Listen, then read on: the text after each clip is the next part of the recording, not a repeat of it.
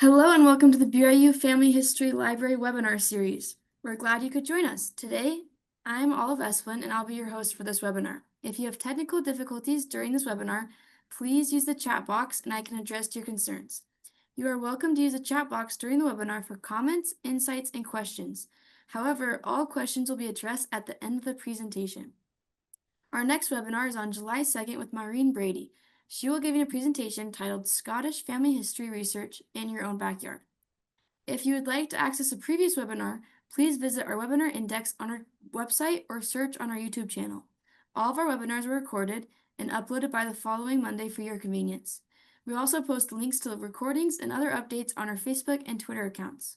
For today's webinar, we are pleased to hear from James Tanner, who will be talking about expanding your genealogical research with local histories. Before we begin, here's a little bit about our speaker. James has over 43 years experience in genealogical research and is an avid blogger of Genealogy Stars blog. He has served as a family history volunteer for 21 years and has presented at expos and conferences around the US, Canada, and Europe. He is a member of the board of directors of the Family History Guide Association and is currently serving at the BYU Family History Library. James is a professional photographer and has 7 children, 34 grandchildren, and 4 great-grandchildren. If James is ready, we will turn the time over to him. We're going to talk about local histories today. Let's see. I hope they can hear me. Okay.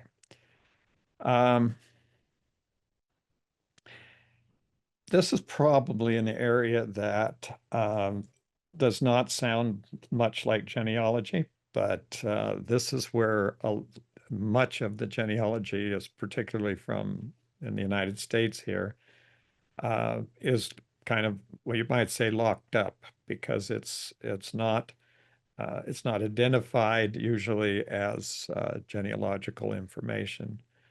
So we need to understand, first of all, that local histories are really a tradition throughout the United States and other countries. It's very, very common for local divisions, governmental divisions like counties and cities and even townships to have a history that somebody has sat down and written about the origin of that particular jurisdiction. And there's almost been also states, and of course we have national histories, but those are a different consideration. But what we're looking at is histories of places that are otherwise you would never know anything about. So here's the Arizona Memory Project, which is the Arizona place where they keep all of the county histories and all of the information about the history of the state of Arizona. And here's a reference to a community and some history of the community of New Trioso, which is is on the border with New Mexico and has about 300 people. So there's still a history of New Trioso. If you were to go search and look for it, you would find it. And so why would we be interested in this? Well, because as the histories are being written, the main topic of the histories are the people who settled and who worked and who lived in that community. And so it is almost inevitable that if you go to any small town in the United States, that you will find somebody who's written about something about the origin of that particular place. And this works on the state, as I've already mentioned, the county, the city, town, village, county, state level. And here's a screenshot of a page from United States history from Family Search in the Research Wiki, which is on familysearch.org. And this is the United States history page, and you'll see here there's a history listed for each state. So as if we were to look at all of these, you'd find there's probably a few thousand of these mentioned um, in the research wiki itself. And we often think that maybe they just talked about the prominent citizens, the guys that made money or had the land or whatever. And that's sometimes a little bit biased in that direction. But a lot of the time, they will mention that there are people who are, let's say, the first settlers in the area, the ones who came first. And they may not have been rich and famous, but they may have their claim to fame was being one of the first in the state or the first in the county or the first in the city or town. And you can see here from Kentucky history, there's a timeline here from Family Search in the Research Wiki. And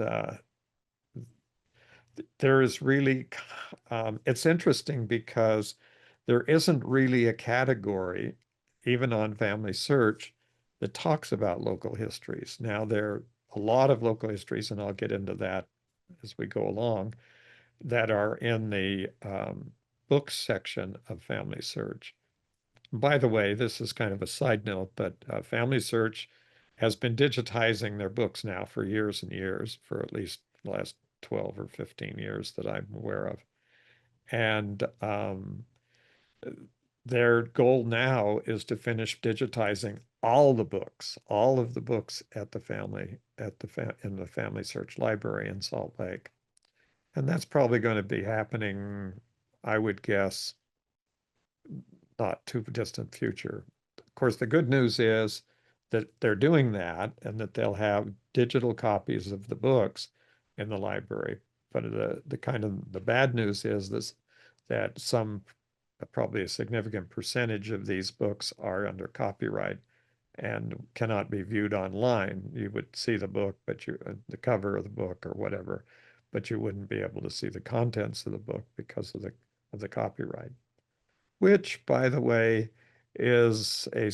comes up with another suggestion, and that is if you're thinking of doing your own family history, or you're actually involved in the history of doing a county or a other kind of organization, when you publish it, make sure that you make it absolutely in the public domain and do not try to copyright it. There's no reason to have it copyrighted.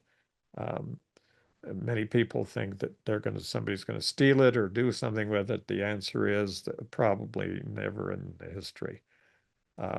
But by not copyrighting the book, you make that book available online and to a much, much, much greater audience than you would be if you copyright the material. So I guess the first thing I would just mention, of course, is that using the research wiki, then you're getting kind of a way into looking at these histories. And the links here, there's a number of links here about the history of Kentucky, and some of those have the earlier people. So I just wanted to show you how long this particular page is. This is the information that is in that page, that one page, and the lists of all the different histories and the links to those histories. Now, of course, you can see if you look closely that there's a lot of these on Ancestry and they have a dollar sign. And what I'll say now, and what I'll probably repeat a couple of times during this presentation, is that if you find a book title like this one that's up here near the top that says The History of Methodism in Kentucky, um, and it's on Ancestry, and you don't happen to have a subscription to Ancestry. If you do, then that's available to you, obviously. But if you don't, uh, then you don't have access to that. But I would make sure that you took a copy of that title and the information about that book and or that record, whatever it's probably a book, that and use that to do a general search online to see who actually has a copy of it. And we'll talk more about that as I go along here. Is adding is that even though there may be restrictions, either monetary restrictions or copyright restrictions, it's a very, very good idea to follow that up, any book that you're interested in, by searching online and searching through the larger online repositories that have um, material that is not subject to copyright. And there's a number of those, starting with archive.org, archive.org, which has 43 million plus completely searchable books on its website. So it's probably a good place to start to look for local histories. And this is another partial list from Family Search for this is all that I just came down through. This is just the list for Kentucky. And obviously with all the in all the counties, you're going to have more information that deals with each of the counties in the state of Kentucky.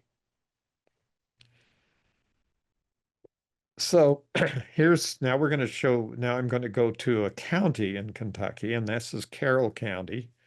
And it's just, it was kind of an arbitrary selection. And the question here is, what about histories? Well, on the left-hand side is a list of all the types of records that are available. And in that case, uh, once again, as I mentioned initially, local histories and histories are not necessarily a category that genealogy uses as a way. But in this case, there is one. On the Research Wiki, there happens to be a local histories um, link, and you can begin to see what we have on Carroll County. So we're going to scroll through the Carroll County Wiki, Research Wiki. Now here we're going, and there's links here to local histories and lots of other information. Now, uh, local histories are available, are usually in some kind of a book form. Um, they may be very short, a few pages. They can be extremely extensive and go into multi-volumes of information.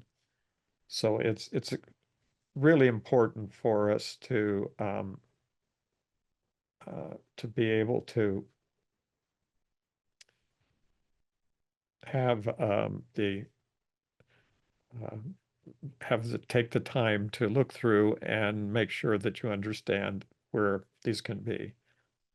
Okay, I think we have something on top of my presentation that we need to see where that comes from. Okay, maybe that came from me. Okay, I'll go through this again real quick, and then we'll go on.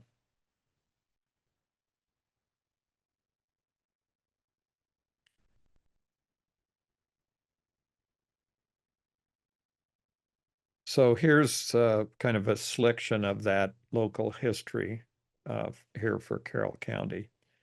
Um, that's probably not the only one that exists, and it's probably, and it could be, there could be many of them from that same county, or they may be the only one.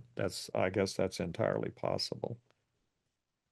Um, the other part of this to understand is that local histories are not limited just to written histories.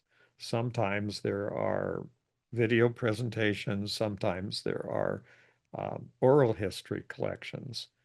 And the oral history collections may be even as more valuable in some cases than those that are written down. Now, where would you go for an oral history? Well, that's another issue. And the other issue is that many of these oral histories end up in special collection libraries for universities, colleges that are in the area where, or in even the region where those oral histories are located. BYU, Brigham Young University, uh, where where I am right now, uh, where I'm working with the library, has a lot of oral histories. In fact, I have done some oral histories work from here in my neighborhood and have given the library about 25 oral histories. So you really, it's really a research project to really dig into it and find uh, these history books that are available. One time, in another example, one time my wife and I were visiting a cemetery in uh, a town in Nephi, Utah, which is just south of Provo and south of Salt Lake City. And that's where a lot of my ancestors were buried. That's where my grandparents, some of my grandfather and others came from from Nephi. And there is a cemetery. So we went to the cemetery and found that there was a little house there on the cemetery grounds, and there were some workers there, and they said, "Oh, do you want to see the register for the cemetery?" So we said yes, and so they opened up this shed, really, and there was the list of all of the graves and their locations. So that was helpful. But on the other hand, they said, "Oh, and you want to go by the sexton's office because they have more information." I said, "Oh, okay. Where is that?" It's down at the city hall. So we went to the city hall, found the cemetery sexton's office, and in talking to this individual, he said, "Oh, are you aware that there was a book kept here in Nephi of all the people who came and all of their vitals when they're born, married, died, and all of that information in a book?" And we said, "No." And he said, "Right here on the shelf, here's the book." And I said, let's see if my ancestors, yes, they're my ancestors are all in this book. And I said, "Well, who has a copy of the book?" Well, he said, "There's only two copies, and one is at Family Search, and one's here in this office." And so I took a few pictures of pages with his permission, and that was an interesting find that there would be something like that that would be a sort of an exhaustive history of listing all the people who came early to the town. So sometimes the history of a county is revealed in through all the categories of records and documents available. So in other words, finding these histories doesn't involve just looking for the history. It may have there may be histories that are based on records that are not even identified as local histories. So there's no magic in the term of local histories that will give you all this information. So this is a second. So this is a an example of that. This is early an article. This is in a Fincastle County, Virginia Genealogy and History, and it's talking about early Kentucky land records. So this is a group or society. And it says the commissioner's records is a certificate book was kept by the clerk for the Virginia land commissioners. And this talks about all of the land records. So here's one way to reconstruct the history the of Kentucky, and that is using the land records that are available to show who purchased the land earliest, where did the land go to, and what types of things using maps and land and records of that type. How much information, that additional information, can you find? Now, if you focus your attention as a genealogist on just the birth, marriage, death record information of a person, then you're really losing all of the extra information, extra um, valuable information that you might be able to learn. And putting that person, that family, in the context of the place where they lived and where they had their children, where they had their farm or their house or wherever it is a way to broaden your interest and learn more and make this into genealogy into something that represents your life, your background, and your inheritance, and how you relate back to these people. And this comes from knowing the history. If you don't know the history, and all you have is a birthplace and a birth date, then you're missing all this extra information that may be available. So we can move on. Um, and it's helpful to know that the histories often not just have a list of all the names of people who live there. A lot of times these histories have um, complete biographies of all the original settlers. So in this case, this is Barnstable County in Massachusetts. And if we go back into this book, which was written in 1890, we see that there are pages of very detailed uh, genealogical information about a lot of people. In this case, this Calhoun, um, it tells his wife and his children and all of their marriages and so forth, and how they and what was how all of the children when they were born and what they happened to them. So this is almost like having two or even more generations of information from about this particular person.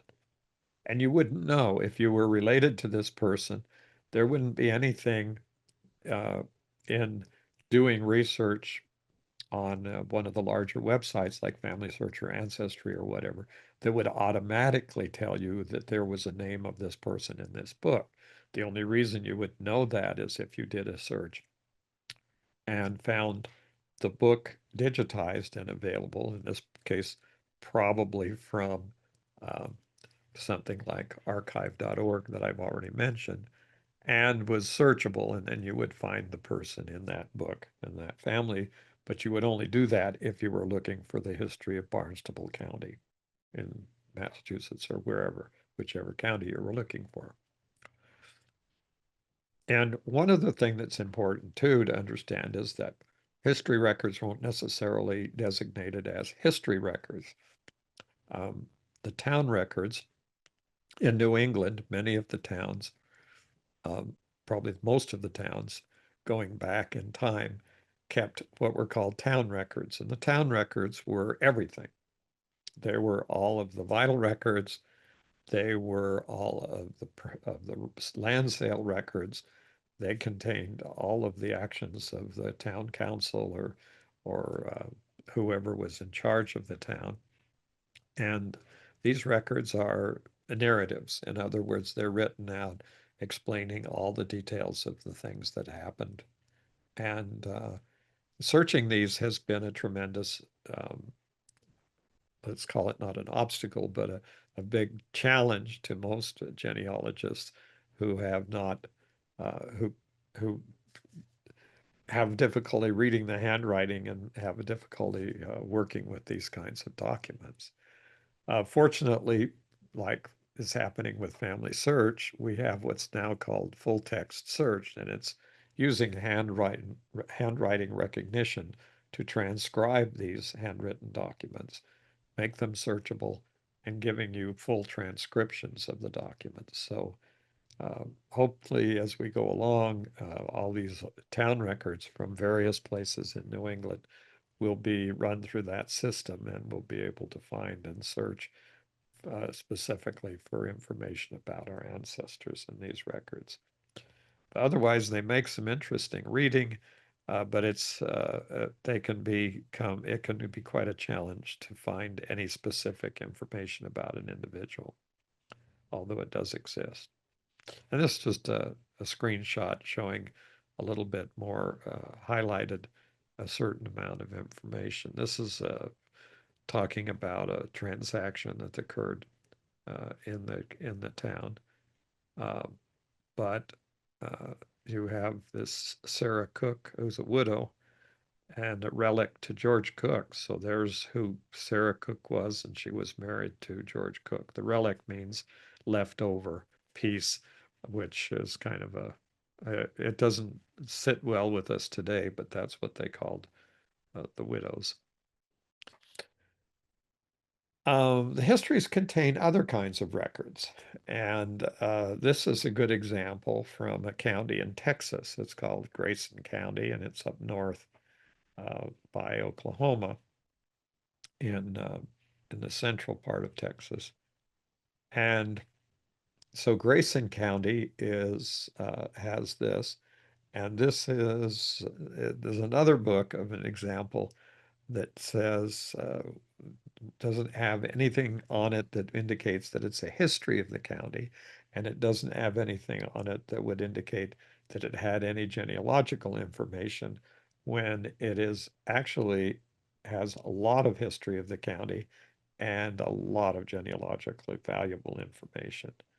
So here's kind of the first one. And if you aren't understanding how this works, in genealogical research, you need to know that even these advertisements are genealogically valuable. So the first one up here is we find in Sherman, Texas, we find the name, and we go back and we see the date on this is 1908. So we've jumped back more than 100 years. And here's an ad for the Sherman Undertaking Company. So now the question is, if they were the big thing in Sherman and that was the place where your ancestors were living, it's very likely that somebody still has those Sherman Undertaking Company records that are available. And so this book is giving you more suggestions of the types of records that might be available and possibly how to find those records, because now you can do a general search on Sherman Undertaking Company and see if what comes up with any records, and follow through and probably contact other mortuaries, and they're more, more likely to be called mortuaries or funeral parlors. Um, there's actually a difference between the three, but it's not a significant difference. Here, if you go to the Sherman, Texas today, and started calling the all of the various undertaking and all of those all of those businesses that were in that area, in other words, what you would do is ask them who has the records, and you may find out that some of these records go back many, many years, even as much as 100 or 150 years. And they are maintained in the mortuary or the undertaker or funeral homes. Okay, and you have breeding farms, and you have the name of a manager. This might be somebody, and these are people you might end up having being relatives. Here's an attorney's ad for people with names. These are, once you begin to get into this, you can see that anything like this becomes a kind of an adjunct to the history that may have existed. This is in that same book, and it's a cadastral history, and it shows the property owners, and this is one precinct from the Grayson County. And if you zoom in on this, you'll see that but basically all the properties owned in this county at the date of the record, and this may be older, this map may be older than the actual record itself. And in this case, here's the land, the owners of the land, and all the neighbors to the land. And so this is these cadastral maps. Cadastral maps are maps that were created initially for tax reasons to identify who owned the properties. But this is the map, and you can, if you understand the process here, once you know that you find your person's a deed to some property, or know that your people were there and owned property, had a farm or a house or a business, then finding this kind of a map will help you locate that and give you all of the surrounding property owners. Now, how often is it that families all had property in the same area and that they all owned houses and ranches together? That was very common. So these maps go beyond simply the names of and places and the descriptions of the property. They go into developing the history of that particular area. And if you found a history and it was telling about these people, then the map will give you a better uh, concept of this.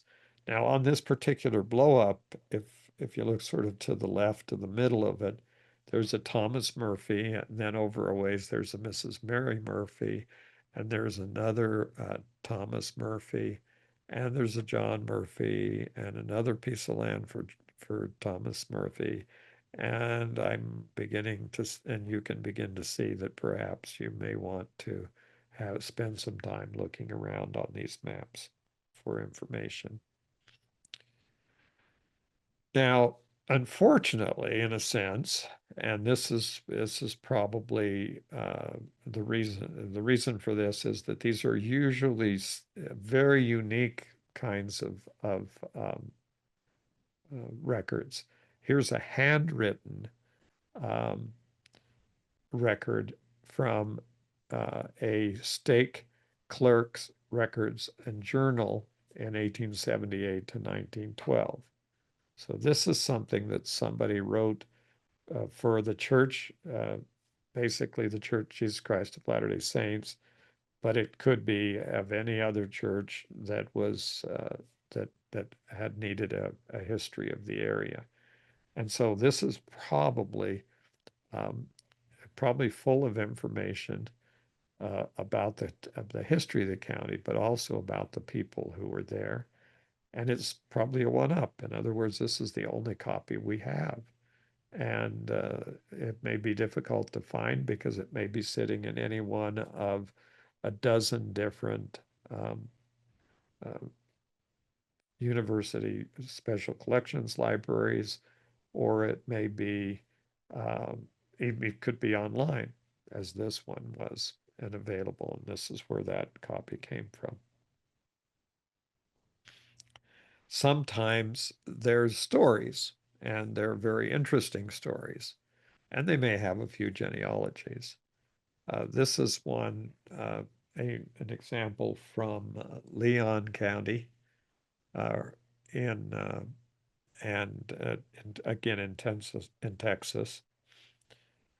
And it was put together by the Leon County News, which is the newspaper probably in that county. So this gives you some more information because you have the name of a possible newspaper for the county.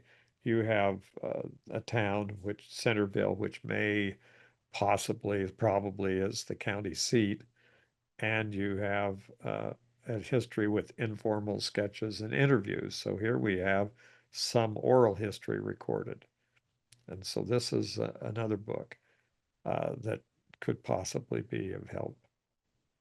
Um, and you'll notice all over it, there are stamps and things written as to when it was acquired by the Genealogical Society of the Churches of Jesus Christ of Latter-day Saints. So this is now part of and available in the Family Search website. So that's important. And as I mentioned, they're in the process of digitizing all the books and all this material. And any of it that's deemed to be out of copyright or in the public domain at all would be totally searchable. So here's kind of an excerpt from this particular local history.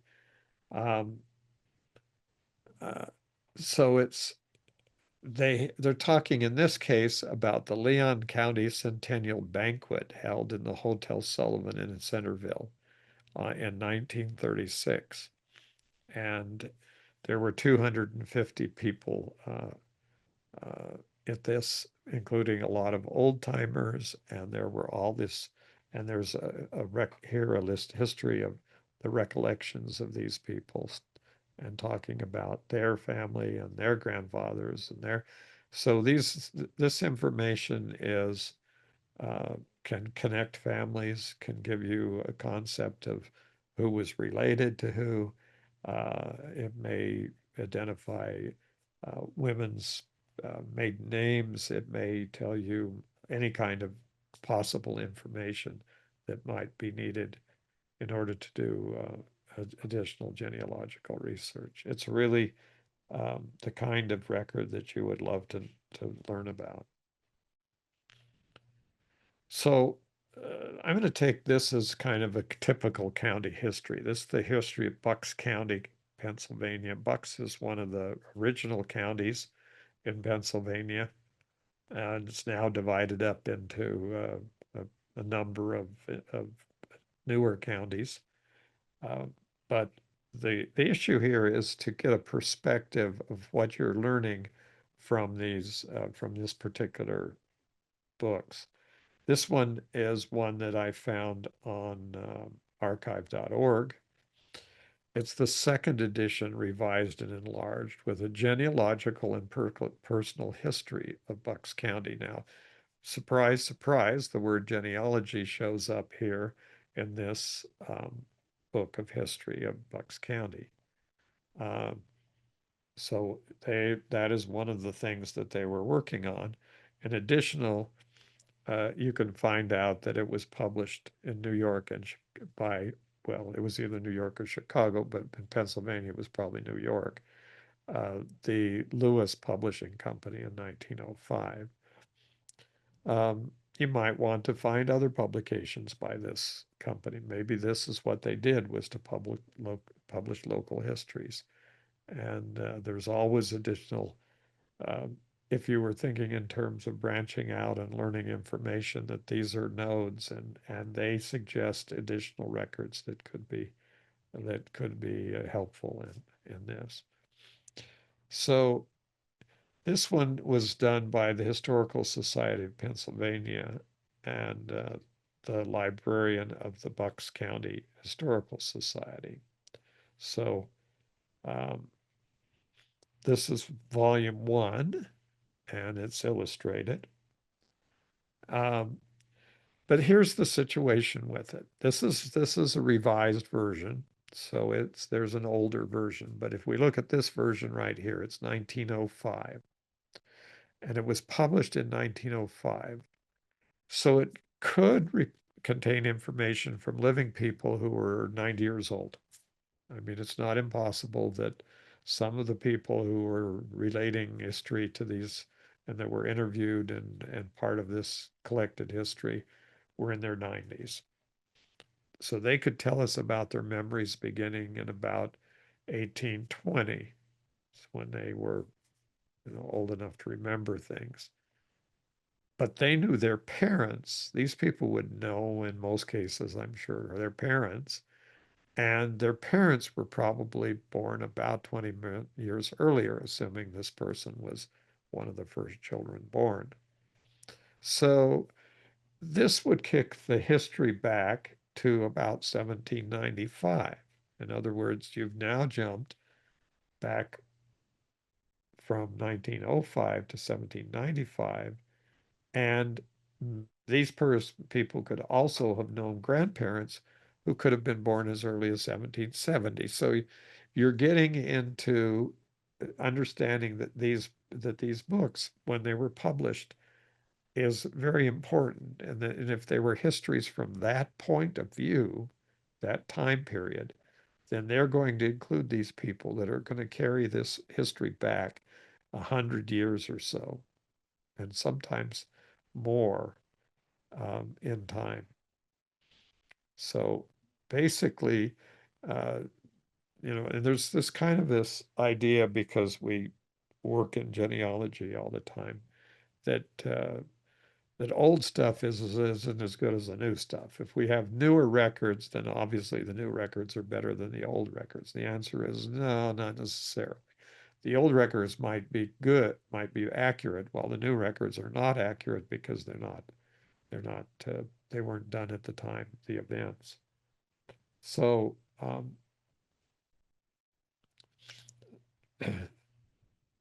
the website I mentioned about finding local histories that came up in the question is the first one would be the FamilySearch.org research wiki. So that would be where I would start there. That's gonna pull you into long lists of local histories in various areas. That'd be the start. And the other one that I spelled was archive, ARCHIVE .org. That's the huge website, which I consider to be a valuable genealogical website on as long with Family Search and Ancestry and the others. That if you're not using archive.org regularly, you probably are missing a lot of genealogical records that are available. And it's archive.org. It's free. Everything on there is basically searchable word for word. And as I mentioned, they have currently 43 million plus, um, let's call them books and documents. Okay, so now you can see that there is that one of the major reasons why it would be important to go back and learn these histories and read about them is because the books themselves go back in time, theoretically and possibly, very possibly, go back even 100 or more years before the publication of the book. So now we find out if we get into this that the book we have that was published in 1905 was actually written back in 1876. The 1905 version is this, is that it's jumped back that many more years. And then that kicks the information in the book back 30 years. And this is also volume one. And this volume one, by the way, has 976 pages. This is kind of an exhaustive book. Now, if you're looking at this book on archive.org, the one I've mentioned a couple of times now, you can search this whole book for names. So you're going to do a text search of the book and find all this information.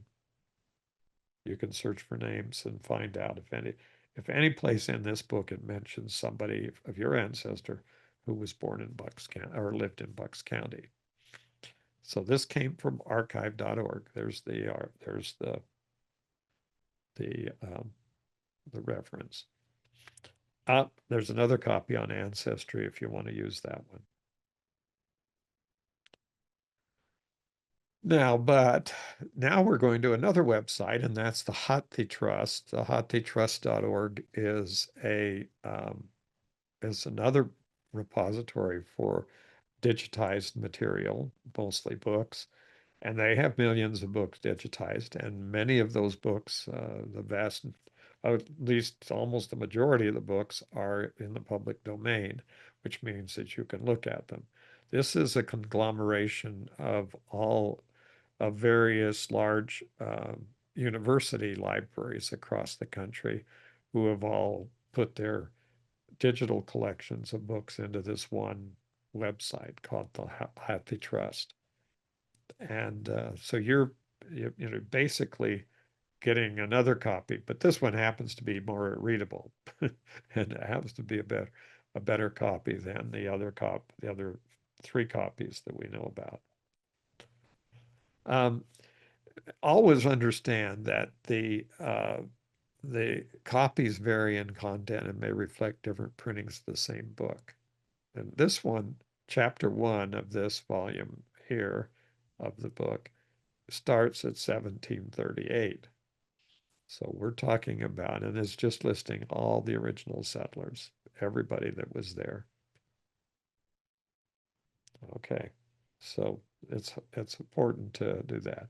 It's all kind of disappointing too because there's a local history of the place where some of my ancestors lived, and apparently my ancestors were either too poor or too had lacked any interest, and they don't show up in some of the histories that were written. In this case, the this Bucks County book, the one that I'm talking about, contains a historical index. Now, remember this, I'm using this Bucks County as an example, and this is just a good example of what you can find with a local history book. You'll find all the type of information. It's there, and it's not going to be as difficult as you think to get into. You're just going to be able to, in this case, these books that appear can be searched. And I would always run these through and see where you could get a copy of the book, other places where it could be searchable. Family Search allows you to search their books word for word. Um, archive.org has that capability. So you may want to get books that are searchable. And if we keep going, History of Books, this original copy was digitized by Google, and it's 929 pages, published in 1876. So we're going back quite a ways. And here down at the bottom are some books that uh, are available. The same one, other editions that are available online. This is, you'll see here on this Google Books set that you can read it free of charge, or you could download a PDF of the entire books. Oh, I don't know that that's such a good idea, but it is a good idea to read the book. Um, and also check to see if there's a possibility of searching the book completely. So here's the one that comes up in Google for the history of Bucks County. And this is a history from the discovery of the county uh, to the present time. So it goes back, way back uh, before William Penn and all of the people in that area and to the original explorers. And going on to Family Search, here's a 1974 edition of the book um, from Family Search. And the Family Search edition of it has 1,024 pages. So there's different copies of it.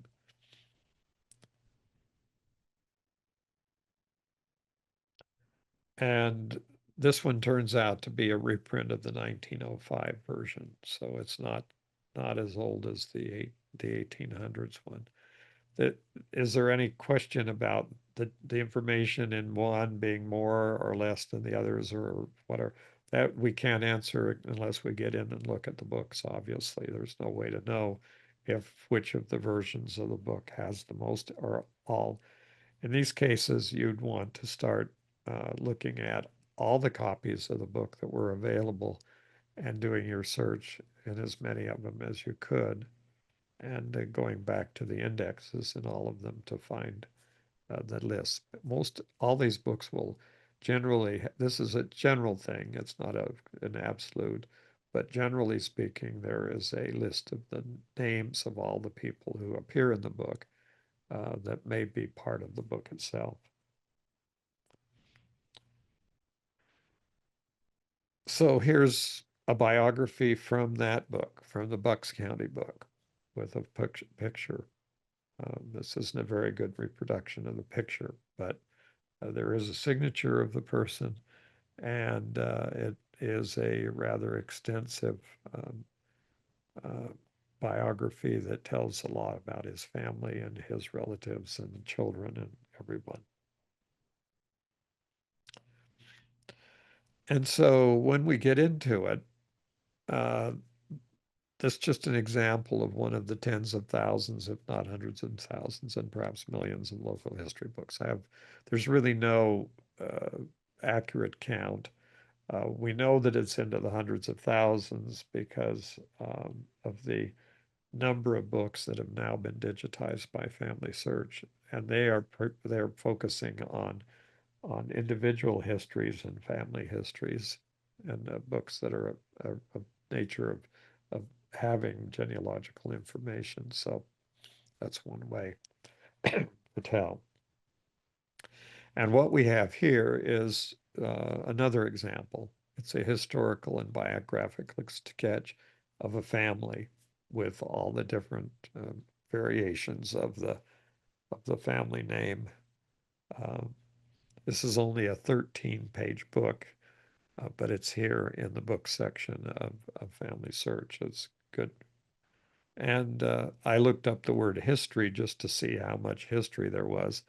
And there are currently 390,000 responses of books that have history in the title that is searchable.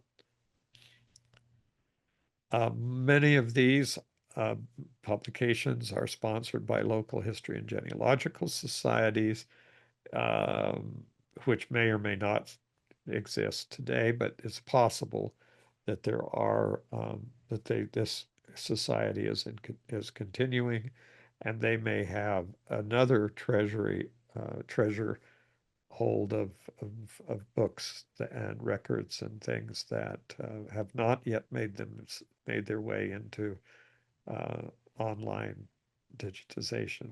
An example that I had personally was from Hancock County, Illinois. The society there had a card catalog that was about 4 feet high and had the old drawers with the 3x5 cards in it, and about probably 15 feet of, of drawers, and everyone was stacked with cards. And this was a history of every landowner, every person that had come to Hancock County, Illinois. And I asked them if it was digitized. They say no. And that's been the response in a lot of cases uh, that I've found a lot of records. So it's a good idea to ask and see if there's more records that could come. So this is kind of an idea of the amount of information that's already out there. There's This was as of the date of this presentation. It could be different. There are probably more books now on archive.org than there were when I did this a little while ago. But at the time, there were 43.7 million books from archive.org. There were about 18 million books on the Hathi Trust. There were 52 million 0.9 images, texts, and videos and sounds in the Digital Public Library of America. Maybe you haven't ever heard of the Digital Public Library of America. It's a newer organization, and it is basically increasing the amount of its information, I would guess astronomically. Uh, its its address is dp.la. That's it. dp.la, and you will find a whole section and all sorts of genealogically oriented information on this particular website. It's up to 52 million images and text and videos, so it's a lot of information. And we don't really know how many books are on Google because Google doesn't tell us. But there's a guess out there in the community, and it's about 40 million. So archive.org and Google have a comparable. I would just say that archive.org is much easier to use, and it's easier to read a book on archive.org than it is to or read them on Google Books. There's lots of other collections out there. It's very possible that all these different collections that exist. Okay, so here's another way of finding these local histories, and that's through worldcat.org. And worldcat.org is WRLDCAT .org. So worldcat.org. And this is the catalog of all catalogs. There's over 2 billion, and that was a long time ago, so I'm guessing there's a large number over that of entries on this particular website. It's the catalog of the catalogs. So this is libraries of all kinds of libraries around the world who have consolidated and put their catalogs on WorldCat. Where we are at the BYU Library Family History Center, WorldCat, BYU has its catalog on WorldCat. And the advantage of WorldCat is when you find a book, it will tell you where the book is located in the library closest to you when you enter your zip code. So if you put your zip code in here, then they will tell you the libraries that are closest that have the books that they find. And this is just worth. And you can see there's a specific part here that talks about genealogy on the WorldCat. I'm going to say this again, and I repeat it because it's important that you understand that the histories have biographical information also. So here's a couple of histories written about Massachusetts from its first settlement. And there's also the maritime history of by Samuel Eliot Morison, who's a very prominent historian, or was. And so this is another place of starting to look. These are books that are just pure history books. They're things that are going to be in the history section of the library. They're going to be found by catalogs. They're going to be cataloged as history, and these are going to have information that's valuable for a genealogical use. So the answer to this is if you don't look, you'll never know what you missed.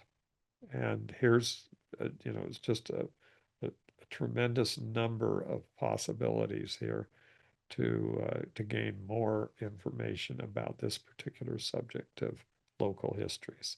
This is, of course, obviously AI generated image. And keep learning. And this is also an AI image, but just keep learning. And that's what you need to do to be able to um, make sure.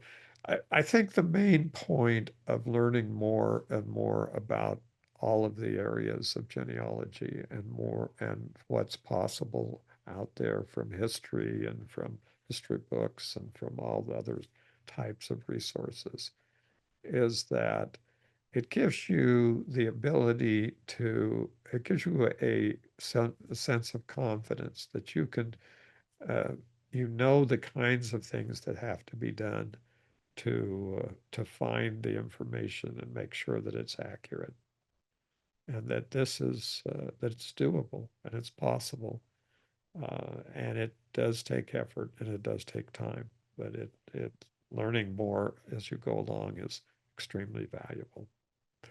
Okay, well, thanks for watching.